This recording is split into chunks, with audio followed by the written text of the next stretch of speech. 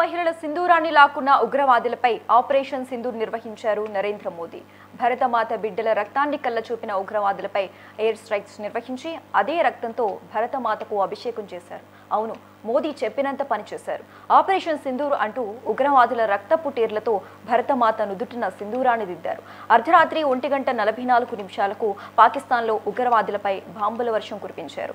ఉగ్రవాదులందరినీ పైలోకాలకు పంపించారు. పెహల్గాం ఉగ్రవాద దాడికి ప్రతీకారం తీర్చుకున్నారు. మహిళలను వదిలేసి పురుషులనే చంపారు ఉగ్రవాదులు. అది కూడా హిందువా కాదా అని అడిగి మరి చంపారు. హిందూ మహిళల నుదుటిన సింధూరాన్ని లాక్కున్నారు. మన భారత స్త్రీల సింధూరాన్ని లాక్కున్న ఉగ్రవాదులను మట్టుబెట్టడానికి చేపట్టిన ఆపరేషన్కు పేరును కూడా సింధూర్ అని నామకరణం చేశారు. దీన్ని బట్టే మోదీ ప్రతీకారం ఎంతలా తీర్చుకున్నారో అర్థమవుతోంది.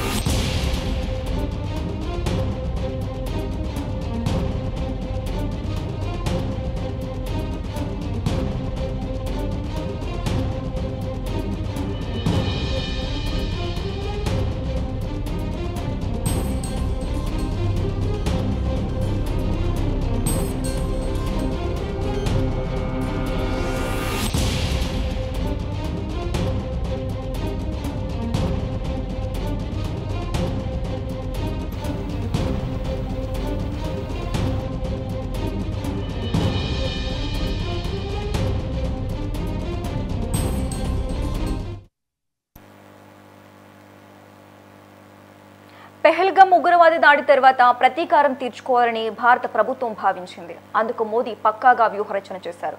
భారత సైన్యానికి ఫ్రీ హ్యాండ్ ఇస్తే చాలు, మిగిలినదంతా వారే చేసుకుంటారని గ్రహించారు. అందుకు సైన్యాన్ని సిద్ధం చేశారు.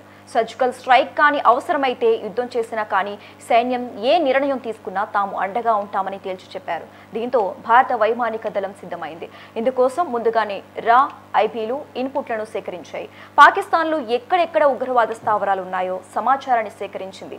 వాటిని ఏ విమానాలతో స్ట్రైక్ చేయాలో నిర్దేశించింది. ఇండియన్ ఎయిర్ ఫోర్స్ ఫ్లీట్ ను సిద్ధం చేసింది. అస్త్రశస్త్రాలను అమర్చి ఉన్నతాధికారుల ఆర్డర్స్ కోసం వేచి చూసింది.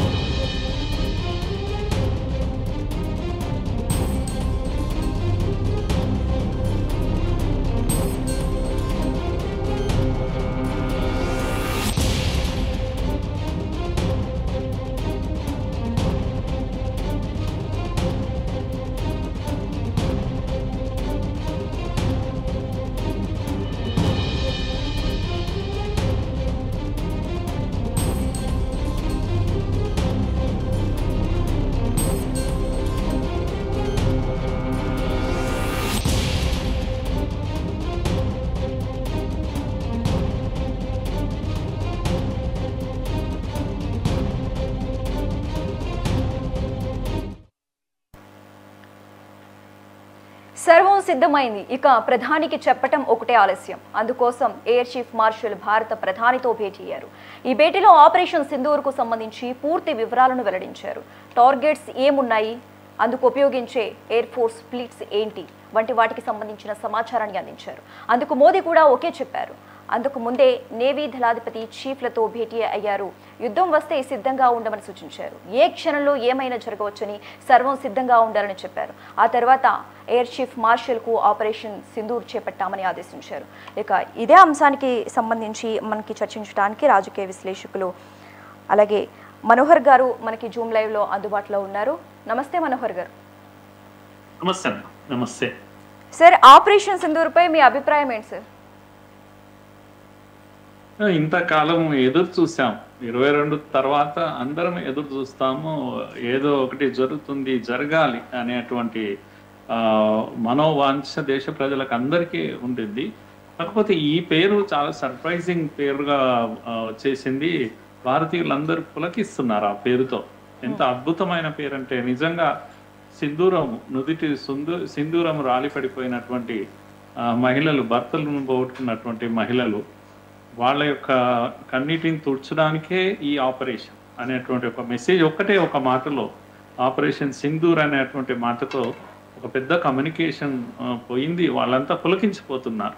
నిజంగా వాళ్ళ యొక్క మరణాలకు న్యాయం జరుగుతోంది ఇప్పుడు అనేటువంటి ఒక సంతృప్తి వాళ్ళు వ్యక్తం కూడా చేస్తూ ఉన్నారు. అటువంటి ఒక ఆపరేషన్ మనం కళ్ళలో ఒత్తులేసుకొని చూస్తున్నాము. అనుకున్నట్టుగానే జరిగిపోయింది. అర్ధరాత్రి తెల్లవారుజామున ఈ దాడులు ప్రారంభమయ్యాయి. ప్రపంచం అంతా చూస్తుంది ఇలాంటిది జరుగుతుందని. గొప్పతనం ఏంటంటే ప్రపంచం అంతా కూడా మనకు అండగా నిలబడ్డది. ఈ ఆపరేషన్లో గొప్ప విషయం ఏంటంటే ఎక్కడ కూడా వాళ్ళ దేశ కామన్ మ్యాన్ను మనం ముట్టుకోలేదు, సామాన్యుడు ముట్టుకోకుండా. అలాగే ఆర్మీని కూడా డిస్టర్బ్ చేయలేదు. వాళ్ళ ఆర్మీని కూడా కేవలము ముష్కరుల యొక్క క్యాంప్స్ను మాత్రమే టార్గెట్ చేసి చాలా చాలా వ్యూహాత్మకంగా టార్గెట్ చేశారు. ఇది కనుక అది పిఓకేనా లేకపోతే మన బార్డర్కు దగ్గర ఉందా దూరం ఉందా అనే విషయం చూడలేదు. ఎంత ప్రధానమైన కేంద్రాలు అనేది మాత్రమే చూసాం. పాకిస్తాన్లో 4 కేంద్రాలు, అలాగే పిఓకేలో 5 కేంద్రాలు. కనుక ఇక్కడ పాకిస్తాన్లో ఉందా ఇంకెక్కడ ఉందా అనేది చూడడం కాదు, ఎంత ప్రధానమైనటువంటి కేంద్రాలు ఇవి. అక్కడ పెద్ద ఎత్తున వాళ్ళ యొక్క వాళ్ళ క్యాంప్స్ ఉన్నాయి, వాళ్ళ ట్రైనింగ్ సెంటర్స్ ఉన్నాయి, వాళ్ళ ఎక్విప్మెంట్ ఉంది, ముఖ్యంగా ఆయుధ సామాగ్రి ఉంది. వీటన్నిటి మీద పెద్ద ఎత్తున దాడి జరిగింది. ఇప్పటికే వాళ్ళే చెప్తున్నారు ఒక 100 మంది ప్రాణాలు పోయినట్టుగా పాకిస్తాన్ చెప్తుంది, మనం చెప్పలేదు. అంతేగాక పాకిస్తాన్లో నేషనల్ ఎమర్జెన్సీ ప్రకటన వచ్చేసింది. కనుక వాళ్ళు కష్టాల్లో పడిపోయామనే విషయము మనం చెప్పడం లేదు, ఇప్పుడు వాళ్ళే చెప్పడం ప్రారంభించారు. ఒక రకమైనటువంటి నిస్సహాయ స్థితి పాకిస్తాన్లో కనబడతా ఉంది. పెద్దగా తిరుగుబాటు లేదు, కేవలం బార్డర్స్లో అక్కడక్కడ ఎదురు కాల్పులు అవి ప్రారంభమైపోయినాయి. కానీ మనం గుర్తుపెట్టుకోవాల్సిందే, ముజఫర్ నగర్ అయితే మీర్పూర్, కోట్ల అలాంటి ఇవన్నీ కూడా పిఓకే కేంద్రాలు. కానీ ముస్కి తర్వాత ముదిడ్కే తర్వాత బహల్పూర్ లాంటి ప్లేసెస్ అన్నీ కూడా పాకిస్తాన్లో ఉన్న కేంద్రాలు. ఈ హఫీజ్ సయీద్ లాంటి వాళ్ళు ఉండేటువంటి కేంద్రాల మీద దాడులు జరిగినాయి. వాళ్ళు ఉన్నారా పోయారా అనేటువంటి విషయం తెలియదు. కానీ ఇప్పుడు మరణించిన వాళ్ళ పేర్లు కూడా 1 by 1 బయటికి వస్తూ ఉంది. కనుక ఇది సామాన్యమైన దాడి కాదమ్మా. ఇది మొత్తం మన భారతీయ జాతి మొత్తం పులకించినటువంటి క్షణం ఇది. మన సైన్యానికి తప్పకుండా మనం అభినందన తెలపాలి, రుణపడి ఉండాలి. మన సైన్యం ఒక డిసిప్లిన్, క్రమశిక్షణ కలిగిన సైన్యంగా ముగ్గురు నేవీ, ఆర్మీ అండ్ ఇది కూడా అందరూ కలిసి ముక్కుమ్మడిగా దాడి చేశారు. దీంట్లో మనం చెప్పుకోదగ్గ విషయం ఏంటంటే, వాళ్ళు చెప్పుకోలేని విషయం ఏంటంటే ఇప్పటికే 2-3 విమానాలు పడిపోయాయి. ముఖ్యంగా F-16 ఒకటి పడిపోయింది, అది అమెరికాకు చెందింది. ఇంకోటేమో చైనాకు సంబంధించిన ఒక విమానం పడిపోయింది, యుద్ధ విమానం పడిపోయింది. అయితే చైనాకు పాకిస్తాన్కు ఒప్పందం ఉంది, మా పేరు రివీల్ చేయకండి, ఇది భారత్ యొక్క దీన్ని తట్టుకోలేకపోవచ్చు, ఆకాష్ లాంటి వెపన్స్ని మనం వాడాం కనుక తట్టుకోకపోవచ్చు, అనవసరంగా మా పేరు వస్తుంది, అందుకే పేరు చెప్పడం లేదు. చైనా కూడా చెప్పడం లేదు, అమెరికా కూడా చెప్పడం లేదు, ఎందుకంటే తమ విమానాలు పడిపోవడం అని అవన్నీ వాళ్ళతో కొన్నవి కనుక. ఇది ఈవెన్ ఇండియా కూడా దీన్ని రివీల్ చేయడం లేదు. కాకపోతే వాళ్ళ యొక్క సోషల్ మీడియాలో, వాళ్ళ యొక్క మీడియాలో, పాకిస్తాన్ మీడియాలో అనఫీషియల్గా వచ్చినటువంటి విషయాలు ఇవన్నీ మనం నెట్లో దొరుకుతూ ఉన్నాయి. కనుక ఇది ఇంకా చాలా విషయాలు బయటకు వస్తాయి. ఈ దాడిలో కొన్ని విషయాలు మాత్రమే మనకు ఇప్పుడు బయటకు వస్తూ ఉన్నాయి. కేంద్రాలు కూడా ఎంత పెద్ద కేంద్రాలు అవి అంటే అయితే దాడి జరగకముందు ఎంత బాగున్నాయి, ఇప్పుడు ఎలా ఉన్నాయి, ఇలాంటి ఫొటోస్ అన్నీ కూడా బయటకు వస్తూ ఉన్నాయి. అన్ని హాస్పిటల్స్ అన్నీ కూడా, ఎమర్జెన్సీ వార్డ్స్ అన్నీ కూడా నిండా వీటితో గాయాల పాలైనటువంటి వాళ్ళతో నిండి ఉన్నాయి. అంటే వీళ్ళంతా కూడా టెర్రరిస్టుల శవాలతోటి, టెర్రరిస్టుల గాయాల పాలైనటువంటి వాళ్ళతోటి నిండి ఉన్నాయి. ఈ ఫొటోస్ కూడా వస్తున్నాయి నెట్లో, ఇవన్నీ అవైలబుల్ ఉన్నాయి. కనుక పరిస్థితి చాలా, ఇప్పటికే ఒకటే ఒక దాడి, ఇది కేవలం చాలా తక్కువ సమయంలో చేసినటువంటి దాడి. ముందుంది ముసళ్ళ పండగ అని అంటాం. ఇది కేవలము ట్రయల్ మాత్రమే. సినిమా అసలైన సినిమా ఇంకా ముందుంది అని ఆర్మీ వాళ్ళు చెప్తున్న దాన్ని బట్టి, వాళ్ళ యొక్క ప్రెస్ కాన్ఫరెన్స్ లో వాళ్ళు చెప్పిన విషయాలను బట్టి మనకు అర్థం అవుతుంది. ఆర్మీలో ముఖ్యంగా మహిళా ఆర్మీ ఆఫీసర్స్ వాళ్ళ యొక్క మీడియాలో మాట్లాడుతున్న విషయాలు చూస్తే ఎంతో ఆనందంగా ఉంది మనకందరికి కూడా. మన ఆర్మీ ఆఫీసర్స్, ఉమెన్ ఆఫీసర్స్ వీటిలో పాల్గొన్నారు. ఇంకా ఇప్పుడు ప్రధానమంత్రితో జరుగుతున్న సమావేశము ఈ విషయాలు ఇంకా మనకు బయటికి రాలేదు. మనమంతా ఎదురు చూస్తున్నాం, దేశం అంతా ఎదురు చూస్తాం. ఓకే సార్, అలాగే ఈ ఆపరేషన్ చాలా మంది విపక్ష నాయకులు కూడా సపోర్ట్ చేశారు. ఖర్గే కావచ్చు, అలాగే రేవంత్ రెడ్డి కావచ్చు, రాహుల్ గాంధీ, అసదుద్దీన్ ఓవైసీలు జై హింద్ అని ట్వీట్ చేశారు. మరి దీన్ని ఎలా చూడాలంటారు? చాలా సంతోషం. ఎందుకంటే ఇప్పటికైనా రాజకీయాలు పక్కకు పెట్టడం, అందరూ ఒక్కటిగా నిలబడడం చాలా అవసరం.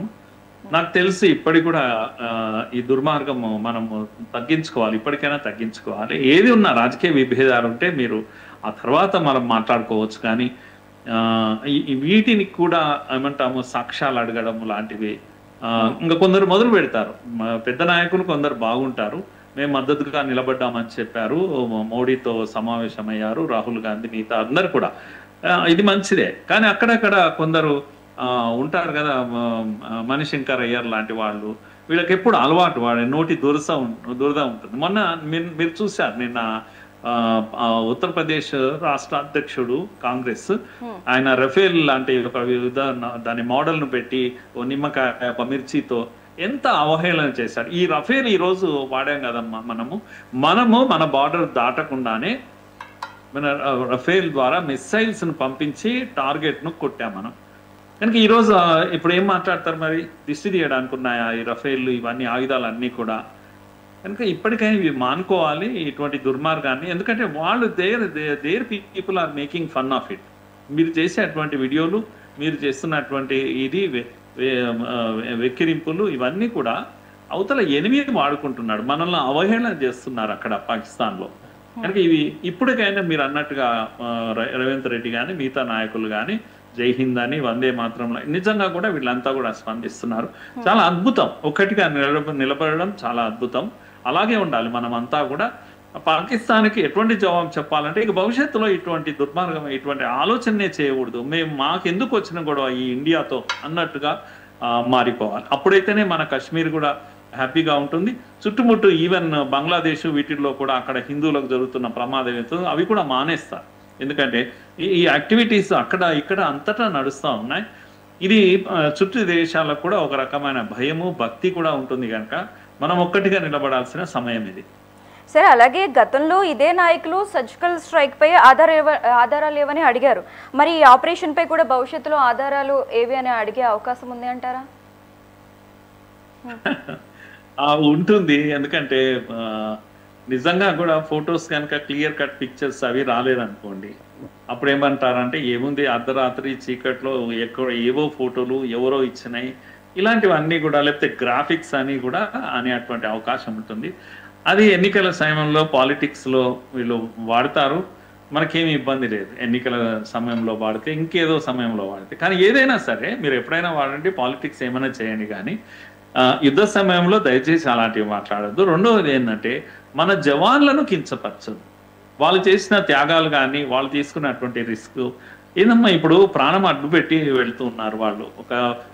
ఒక రఫేల్ లాంటి విమానంలో మీరు ఎక్కారంటే మీరు తిరిగి వస్తారనేది ఏమీ గ్యారంటీ ఉండదు.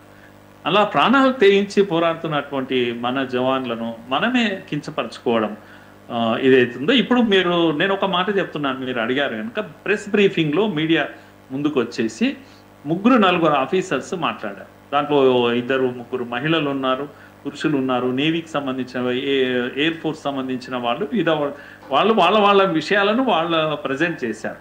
నేనేమంటున్నా అంటే ఒక్క చిన్న కానిస్టేబుల్ స్థాయి ఒక అధికారి వచ్చి మాట్లాడినా నేను దాన్ని గౌరవిస్తాను. ఎందుకంటే వీర జవాన్ అతను కనుక ఆయన చెప్పాడు కనుక అది 100% కరెక్ట్ అంతే. కనుక మోడీ చెప్తే పలికాడు, మీడియా ముందుకు వచ్చి మోడీ మాట్లాడిస్తున్నాడు వాళ్ళతో, ఇలాంటివన్నీ పిచ్చి మాటలు మనం మాట్లాడకూడదు. మన జవాన్, మీరు మోడీ మాట్లాడిన దాన్ని విమర్శించండి, లేదా ఇంకొక అమిత్ షా మాట్లాడితే విమర్శించండి. కానీ ఒక ఆర్మీ జవాన్ ఎవరైనా సరే, ఆఫీసర్ అయినా సరే, కింది ఆఫీసర్ అయినా, మీడియా ముందుకు వచ్చి ఒకటి చెప్పారంటే 100% అది కరెక్ట్ అని అనుకోవాలి. అలా అనుకోలేకపోతే మీ రక్తంలో ఏదో ప్రాబ్లం ఉంది అని, పొల్యూట్ అయిపోయింది మీ రక్తం అని అర్థం, మీ మెదడులు పొల్యూట్ అయిపోయినాయి అని అర్థం. కనుక జవాన్లు చెప్పిన దాన్ని మీరు ఖండించకండి దయచేసి, దాన్ని 100% యాక్సెప్ట్ చేయండి. మేము ఇది చేశామంటే చేశామనే లెక్క. ఇంకా వాళ్ళకి ఇన్స్ట్రక్షన్స్ ఉన్నాయి, కొన్ని చెప్పొద్దు కానీ చెప్పడం లేదు. అంతర్జాతీయ వీటిని కూడా దృష్టిలో పెట్టుకొని కూడా, ఉదాహరణకు నేను ఇంతకుముందు చెప్పాను, అమెరికా ఫ్లైట్ పడిపోయింది, పాకిస్తాన్ వాడింది, చెప్పకూడదు అనే ఒక ఒప్పందం ఉంది కనుక చెప్పడం లేదు. చైనా ఫ్లైట్ పడిపోయింది, చెప్పడం లేదు, వాళ్ళు చెప్పడం లేదు, మనము చెప్పడం లేదు. అలా కొన్ని మన జవాన్లు చెప్పరు, వాళ్ళు క్రమశిక్షణగా పెట్టింది పేరు. అందుకని ఇప్పుడు రాజకీయాల్లో నా విజ్ఞప్తి ఏంటంటే, మన అధికారులు ఏదైనా చెప్తే 100% అది కరెక్ట్, దాని సాక్ష్యాలు అడగొద్దు మనం. ఇంకా వాళ్ళు చెప్పాక అయిపోయింది, వాళ్ళు వెళ్తారు, కొడతారు, వస్తారు. దానికి సాక్ష్యాలను ఇవ్వడానికి కావాల్సిన ఫోటోగ్రాఫర్ను తీసుకెళ్లారు. ఎందుకంటే మీరు మీ మీటింగ్స్లో వేదిక ఎక్కగానే 3 పెట్టుకుంటారు కింద ఫోటోలు తీయడానికి, దాన్ని ప్రచారం చేసుకోవడానికి. ఆర్మీ జవాన్లు అలా పెట్టుకోరమ్మా, కానీ వాళ్ళకు అవన్నీ ఏ సోయి ఉండదు ఆ టైంలో. ఎవడైనా ఇలాగే తీసి ఉంటే ఎవిడెన్స్ బయటకు వస్తుందే తప్పితే, మీరు ఉదాహరణకు మొన్న పహల్గామ్లో జరిగిన దాడిలో ఆ రోప్ వే పైన అతను వెళ్తున్నాడు, అతను అంత వైరల్ అవుతుందని మనం అనుకుంటామా ఆ టైంలో? లేకపోతే జవాన్ ఎవరైనా ఆయన తీశాడు కనుక వచ్చింది, లక్కీగా ఆయన కూడా తెలియదు ఎవరో తీశారు, అది వచ్చింది. అలాంటివి కొన్ని వస్తే రావచ్చు, కానీ ఆర్మీని దయచేసి మనం సాక్ష్యం అడగకూడదు అనేటువంటి అభిప్రాయం నాకుంది. సార్, ఇప్పటికే కొన్ని ప్రాంతాల్లో మాక్ డ్రిల్స్ నిర్వహించారు. యుద్ధమే వస్తే మన ప్రజలు సిద్ధంగా ఉన్నారని మీరు భావిస్తున్నారా? చాలా రోజులకు భారతదేశం యుద్ధానికి సన్నద్ధం అవుతాం. నేను అనుకుంటాను, ఎప్పుడు బంగ్లాదేశ్ యుద్ధం అప్పుడు 71లో అప్పుడు కొంత జరిగింది, కొంత ప్రాంతంలో మాత్రమే జరిగింది. నేను కూడా అప్పుడు స్టూడెంట్ లీడర్గా ఉండేవాడిని. కానీ నేను అప్పుడు జస్ట్ 10th క్లాస్ దీంట్లో ఉన్నాను, తెలియదు, కానీ గుర్తుంది నాకు ఇప్పటికి కూడా. ఈ ట్రైనింగ్లో అన్ని స్కూల్స్లలో, బార్డర్లో ఉన్న స్కూల్స్లో, కాలేజెస్లో పిల్లలంతా కూడా, అంటే ఏదైనా ఒక బాంబింగ్ జరిగినప్పుడు ఎలా ఉండాలి, మనం ఏ జాగ్రత్తలు తీసుకోవాలి, ముఖ్యంగా నైట్ టైం లైట్స్ అని స్విచ్ ఆఫ్ ఎందుకు చేసుకోవాలి ఎనిమికి తెలియకుండా, ఇలాంటివన్నీ ట్రైనింగ్ ఇస్తూ ఉంటాం. దేశమే సన్నద్ధం అవుతుంది, ఆర్మీ కాదు, సిద్ధం అవుతుంది. ఒక అద్భుతమైన క్షణం. చాలా మంది వాళ్ళతో మాట్లాడితే ఏమంటున్నారంటే, స్టూడెంట్స్ కూడా ఏమంటున్నారంటే, వన్స్ ఫర్ ఆల్, శాశ్వతంగా పరిష్కారం కావాలి, ఇది అయ్యింది ఏదో అయ్యింది, పాకిస్తాన్కి ఎటువంటి బుద్ధి చెప్పాలంటే మళ్ళీ ఒకసారి ఇండియా వైపు చూడకూడదు. ఇలాంటి స్కూల్ పిల్లలు మాట్లాడుతున్నటువంటి విషయం. కనుక నిజంగా దేశమే ఇలా సన్నద్ధం కావడం అనేది చాలా గొప్ప విషయం. సార్, నిన్నటికి నిన్న కాంగ్రెస్ జాతీయ అధ్యక్షుడు మల్లికార్జున ఖర్గే పెహల్గాం ఉగ్రవాద దాడి జరుగుతుందని మోదీకి ముందే తెలుసని అన్నారు. అయినా ఐబీకి తెలిసినా ఆపలేదని చెప్పారు. దీన్ని ఎలా చూడాలి? అక్కడే నా బాధ. కాంగ్రెస్ ఏమంటాము, మొదటి నుంచి కూడా కాంగ్రెస్ ఉన్నటువంటి బుద్ధి ఇది.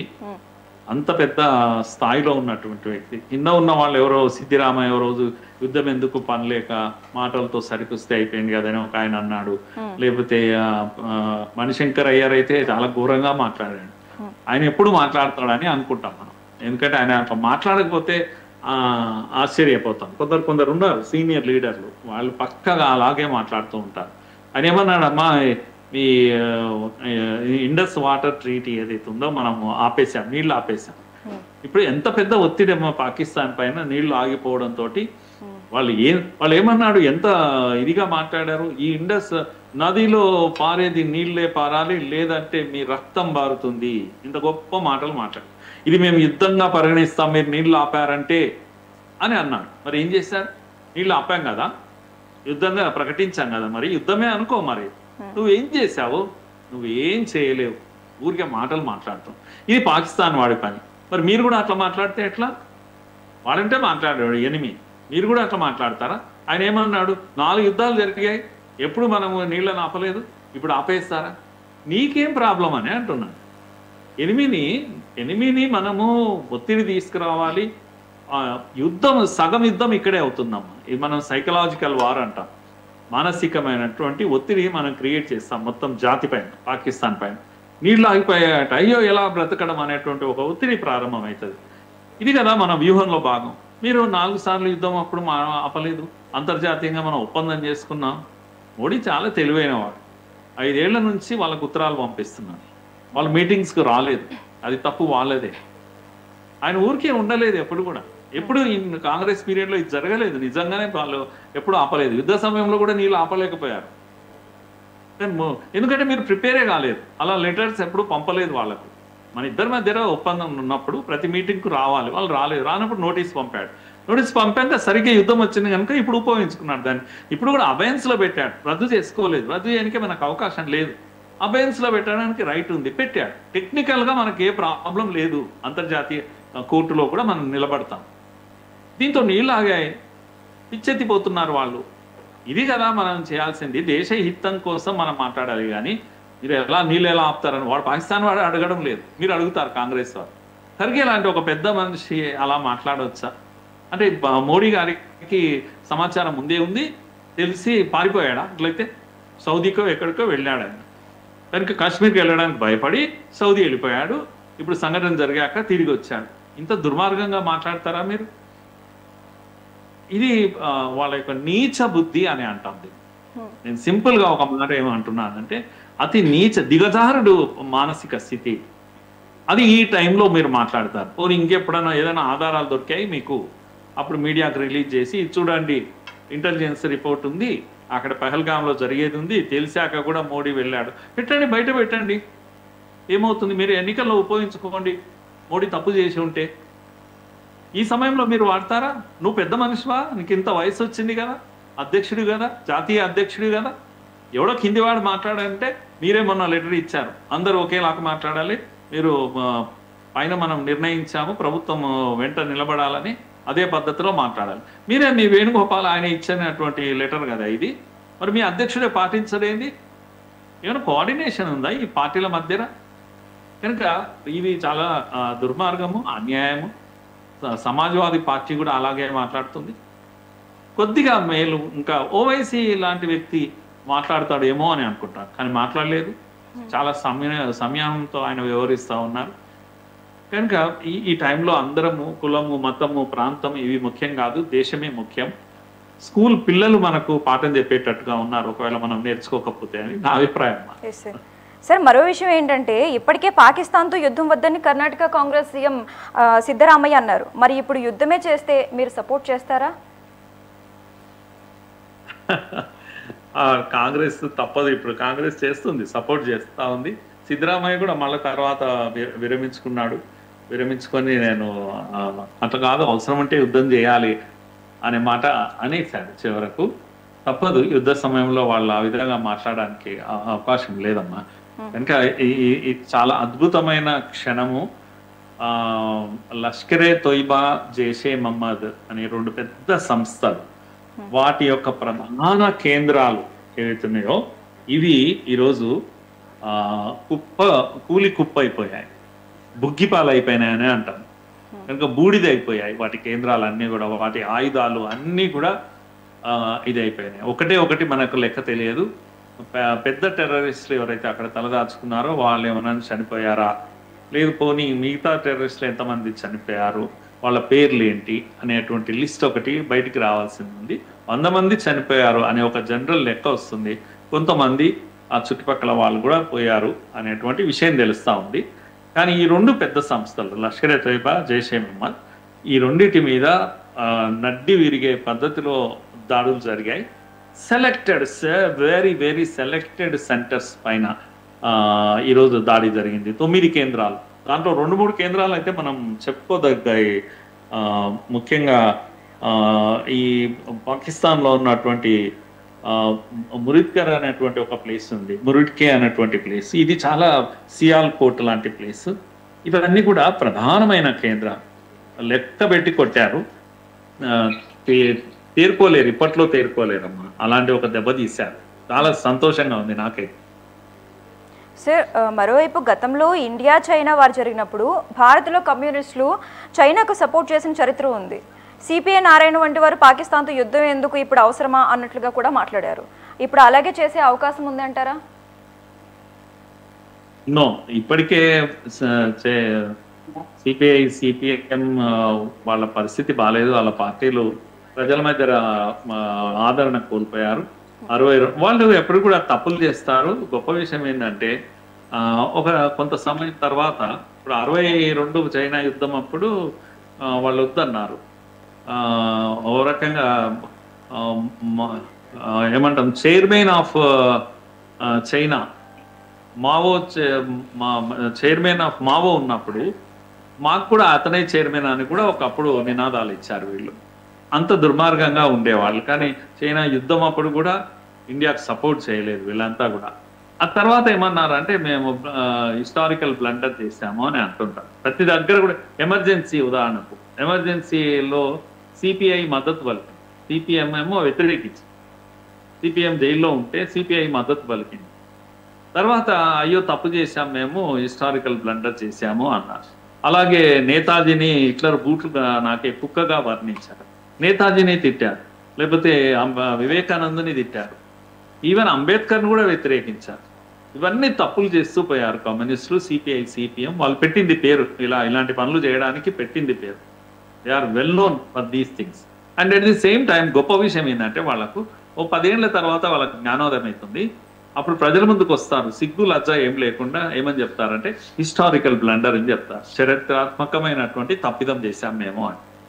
కనుక ఇప్పుడు ఏదైతే చెప్తున్నారో ఏదన్నా చెప్పారనుకోండి, దాన్ని మీరు ఏం అనుకోకండి, ఒక 5 ఏళ్ళు ఆగండి, వాళ్ళే చెప్తారు మళ్ళీ వచ్చేసి ప్రజల ముందరికి హిస్టారికల్ బ్లండర్ చేశాము అని.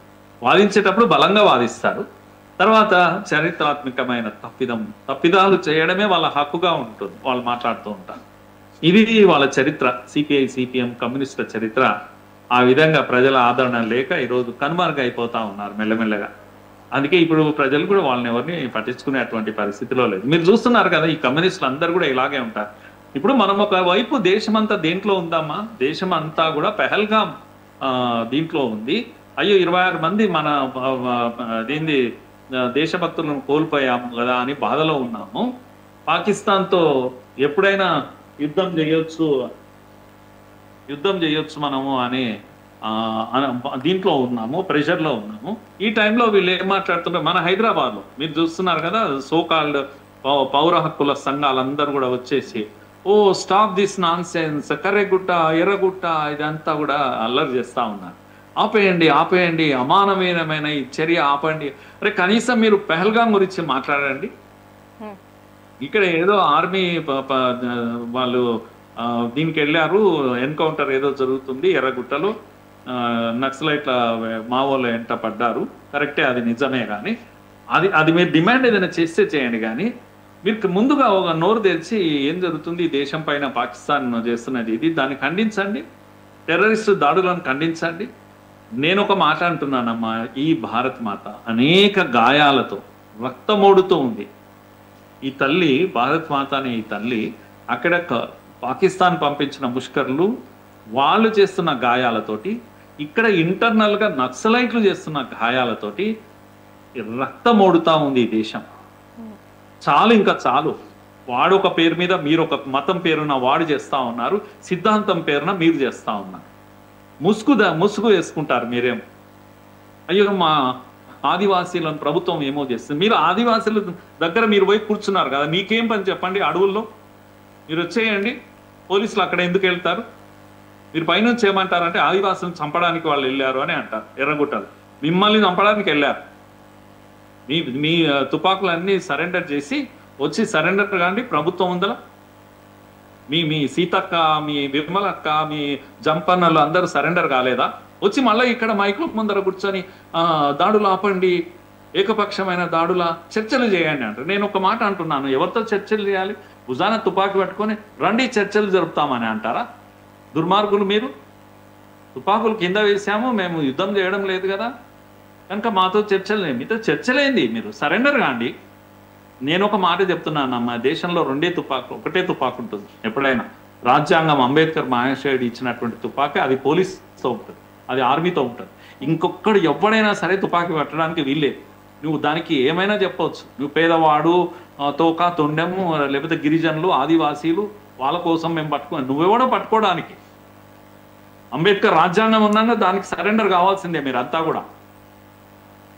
కనుక ఈ ముచ్చట్లు చెప్పి మీరు స్టేట్ పైన యుద్ధం చేస్తున్నారు. మీరు తిరుగుబాటుదారులు. ఈ దేశం పైన మీరు చేస్తున్నటువంటి తిరుగుబాటు ఇది. కనుక ప్రభుత్వానికి హక్కు ఉంది, మిమ్మల్ని నిర్మూలించే హక్కు ఉంది. మీరు జనజీవన స్రవంతిలో కలవాల్సిందే. ముష్కర్లు అక్కడైనా సరే, టెర్రరిస్టులు అయినా సరే, తుపాకులు వదిలేయాలి, పారిపోవాలి, జనంలో కలవాలి ఎవడైనా సరే. ఇంకా చాలు, ఈ దేశానికి ఇంత రక్తం ఓడింది కనుక ఇప్పుడు ఆ ఓపిక లేదు ఈ దేశానికి. కనుక అది పెహల్గామ్ అయినా కరెగుట్ట అయినా ఎక్కడైనా సరే ఇలాగే ఆలోచించాలి ప్రజలందరూ కూడా అని నా అభిప్రాయం. Okay, right. Thank you sir. నమస్తే.